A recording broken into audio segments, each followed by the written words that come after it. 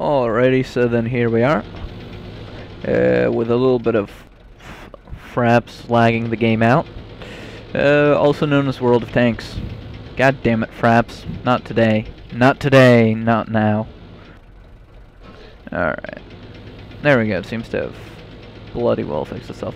Anyways, what this is part 2 of the Light Tanks tutorial, or specifically a second entry into the World of Tanks tutorialage contest. Because basically the first part was a little bit too focused, in my opinion, on, well, you know, like all the user interface and all that stuff that nobody ever actually uses. So this video is going to be all about gameplay. You want to look that way while crossing the street and do it quickly. And then if you cut here, you can actually have the building protect you from people that may or may not be shooting you on the street. Cover is important, even as a light tank. Sometimes I wish that I had a little bit better gunner skill so that I could actually aim, but I can't, so that is entirely too bad.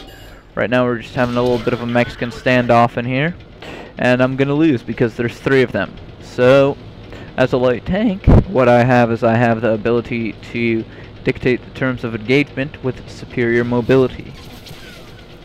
What that means is I can run away, and I will do so frequently. Now, given the tanks in this match, I can actually perform quite well, just as a sort of, you know, just running around sort of shooting at the other tanks. But if I were, I don't know, let's say a T4 light tank, then I would not be attempting to engage the enemy at all. In fact, at that point, my purpose in life would be to run away. And, well, not necessarily away, just run to where the enemy's artillery is. And, damn. Alright, so let's see if I can play this out properly. If I come in from up top, I should be able to shoot this guy while he's retreating. Or, yep. Let's see, I do have quite a superior position here, just because my turret is showing and the rest of me is in cover. Remember, cover is important from the very start of this video to the very end, because you are a light tank, you cannot take hits. Now at this point we are way beyond our effective engagement range. So what we're going to do is we're going to take a quick look at our minimap. What do we see? We see 3 targets, one of them moving towards our capture point. And since there's already somebody on the capture point, I'm actually going to use my superior mobility to double back. Even if you're matched up with a higher tier tank, right? Higher tier tanks. Let's say you're a tier 4 light, and you're going up against a bunch of heavies. You can actually still be a hero for your team and reset the capture using HE ammo. To switch to HE ammo, you just press the 3 key, and your gunnery team will reload. So that's always a great strategy, to just troll the other team when they think they're going to cap, and then all of a sudden this little tier 4 light tank runs in going like 50 kilometers an hour, pops an HE round in them, and resets their entire capture. Alright, now, you know, since there's a pretty fast reload time, I feel pretty confident just shooting on the move. However, with some of the higher tier tanks, it's not recommended. You know, just because of reload times, as I said. And there we go. We managed to survive the match, get a decent amount of kills, and a good amount of experience. Simply due to picking our fights, and just generally knowing what our tank can and can't do in the general situation. Now, for those of you who don't know, let's just look at this roster real quick.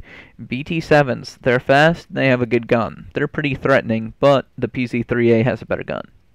The M2 mediums, they're really bad. I can quite literally 2 to 3 shot kill them.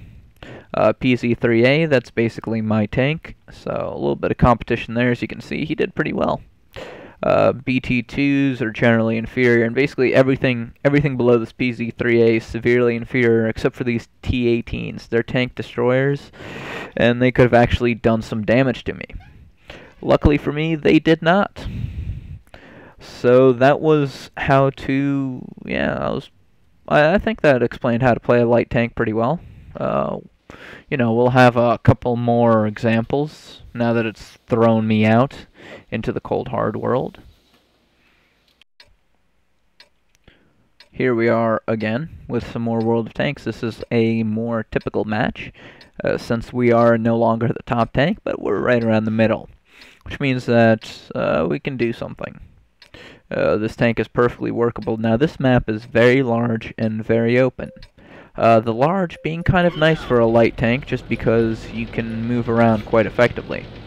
But the openness is bad because if you remember anything from the first battle, it's that cover is important. Write that down when you're playing a light tank. Cover and movement. Movement becomes your cover. Now don't do what I just did because that's a dirk move. And just generally noobingtons. I wasn't actually paying attention to what was on the screen. I was looking at my phone. I'm sorry. Remember, don't text and drive, kids. Especially when you're driving a multi-ton tank. Bad things could happen. Now, the generally accepted approach on this map is just that you post up and you camp and all of that stuff, just because it's so large that it's not really feasible to run up to them. Now that guy over there is just running straight forward into them, and he's actually faster than I am despite being a medium. That's because the Panzer III is actually a really nice tank, one of my personal favorites. But since this is a tutorial for light tanks, we're going to be doing it on light tanks. Now here what we're going to do is we're going to cut back, because he thinks we're going to turn more. And then what we're going to do is we're going to... Oh god! Crap! Alright. I was going a little too fast when I tried to cut back. The general idea though is if you can parallel park your tank next to a Hetzer, you've basically won. However, as you can see, it doesn't always work. Especially when he one-shots you. But, you know what, just keep in mind, just keep moving. You see how long it took him to get a beat on me. In fact, I stopped moving because I crashed into the wall like a noob. Be aware of your surroundings and keep moving. If I had kept moving, he wouldn't have caught me. It's that simple. Anyways, there's no point in staying around and watching my teammates struggle without me. They're MVP, their sole guidance here. So, we'll be back with another match that maybe demonstrates some more interesting things about this game. Oh, M5 Stuart, this is a tier 4 light, yeah? This is an interesting one because he's fast, but he's also got a little short, snubby nose on him. However, he can actually take the hit from the Hetzer. As you can see, he did. But yeah, anyways, next video. So then here we are, back again, with some more light tankage. Now this is an interesting match because I'm a tier 3 and I'm in a match with a bunch of tier 5s, and just generally this does not bode well for my well-being.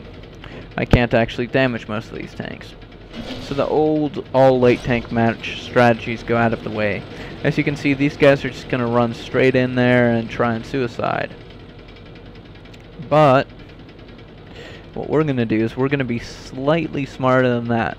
What you want to do is you want to kind of hang back, circle around, and just generally get a feel for where they're going. So in other words, you can just drive around for lulz and do whatever you want. Just don't leave your base terribly much. And just take a look and see where their positions are about and where about they are going. So you can see they have a medium tank pushing up right here. So I'm gonna see if I can get a shot off on him. There we go. One of the tanks that I can damage in this match, and he just so happens to just run across in front of me, which is quite nice of him. So as you can see, we're already better off than our other light tank scouting kind of dudes. As well as you can see, there was a very large lead. That was like a tank length lead. And leads are kind of a little bit arbitrary. Yeah, I'm gonna have a little bit of trouble penetrating some of these guys, especially the guys up there on the hill. I'm actually gonna have a lot more trouble hitting them than I am actually penetrating them. But anyways, as you can see, there's a BT-7 running around here that I would probably want to go take care of. Just simply due to the fact that it's not proper that he can run around there. Alright. You gotta be careful in right-clicking while mousing over people. It will lock on. So anyways, we've managed to just run around, do nothing for about 2 minutes. That's pretty exciting, right? And this is all actually part of the plan. Now what we want to do is, since they are no longer suspecting a straight up light tank rush, we want to come up and see if we can just cause some trouble abusing HE ammo. Alright. So the first thing on the to-do list is to try and make it over here, but there's only one tank there, and that's not really of any interest to me.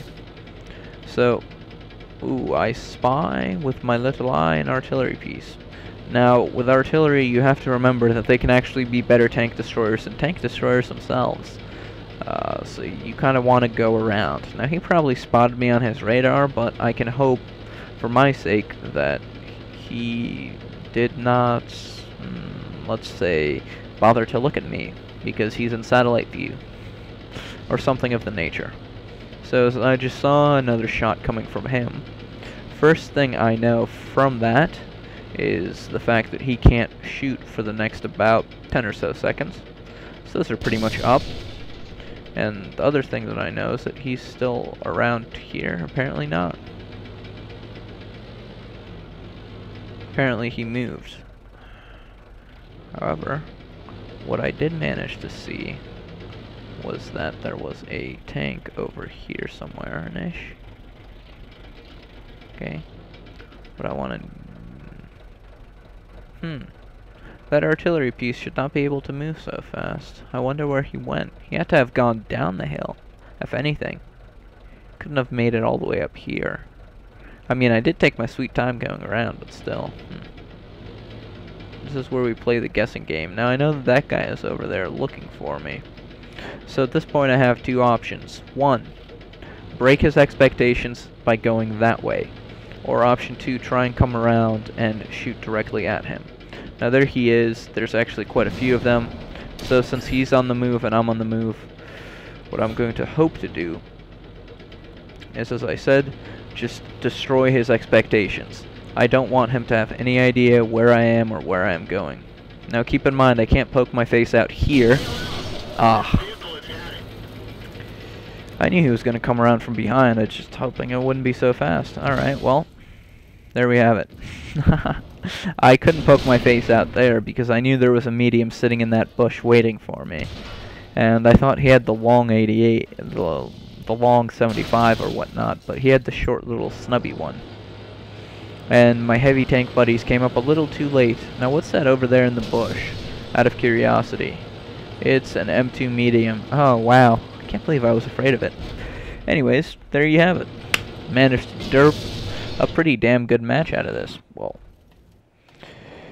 in the sense that I lived for a little bit and didn't suicide like a lot of my other friendlies did. However, could have gone better towards the end. You know, you gotta finish strong. Now we're getting some pretty interesting lag where the tank is kind of sliding around, if you know what I mean. Yeah, look at that. Look at that tank slide. These guys are just doubling up on each other. And yeah, I'd say that finishes off our light tank tutorial. We've covered pretty much all the situations. Key guidelines to remember is don't rush in at the start of the round. Wait a little bit. See if you can fire off a couple pot shots at guys that are coming towards you. And always, always, always go for artillery. Because artillery, you can guaranteed penetrate. And with HE ammo, you can probably two-shot them while running circles. So that they can't kill you. Now, I still have the question of where their artillery piece went, because that is one tricky son of a gun. Okay, he's not over on this half of the map with our tanks, and he doesn't appear to be anywhere back here either.